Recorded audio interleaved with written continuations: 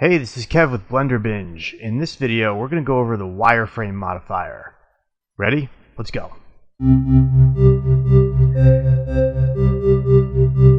Now, there are a few things that I like to use when I'm modeling. I don't use it all that often, but this is one of those that's pretty useful when building little assets and things. So let's say I want to take this cube and I just kind of want to have the outline of the cube, not the cube itself. There's a really cool little modifier that lives under here. All right, these icons have changed, so you're probably used to them being up here. They're now down here. I'm in Blender 2.8 Alpha 2 here. So I click on this modifier wrench, and I go to the modifier, then I say Wireframe. Okay, it lives under Generate Wireframe. And now I just get the outline. And I can change the thickness over here. I can change the offset. Just usually leave that at 0. I can choose relative thickness, even thickness, replace original or add to original. All right. And crease edges. So this is really cool in just letting me get an outline of an object. Right? It's pretty useful. So if I were to take another object, say, oh, I like using the monkey. I do. I don't know why. I just like using Suzanne. So Suzanne, okay, I add modifier, wireframe, and I can get a wireframe view of Suzanne.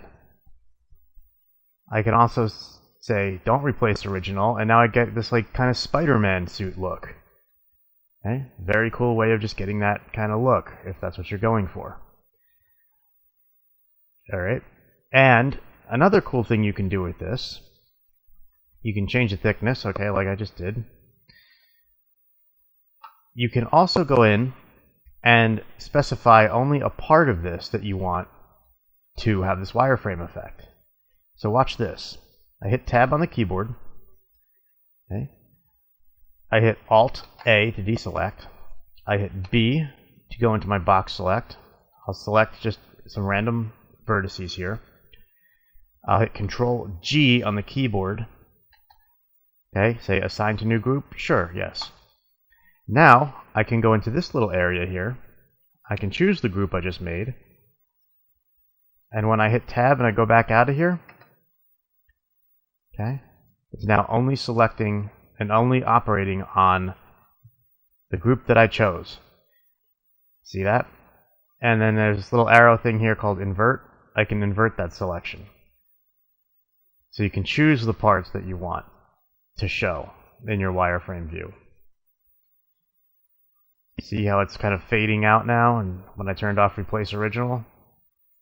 Right, so you can have that just apply to certain areas of your model. And then there's a factor that you can switch between here to see how much of the weight is applied.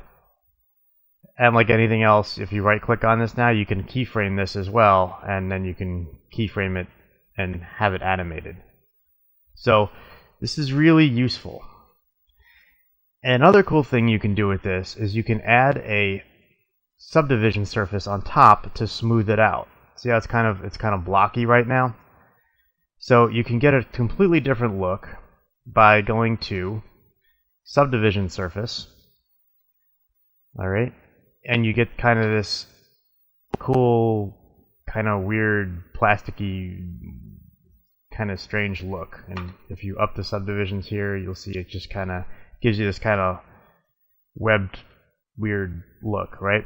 And you can always go ahead and clean this up really quickly by just hitting crease edge in here. And you can see now that the subdivision surface is adding some subdivisions in here. Okay, if I shrink this back, you can see that it's it's hard and harsh. All right, you add this, you're adding some subdivisions, so you're making it smoother. All right.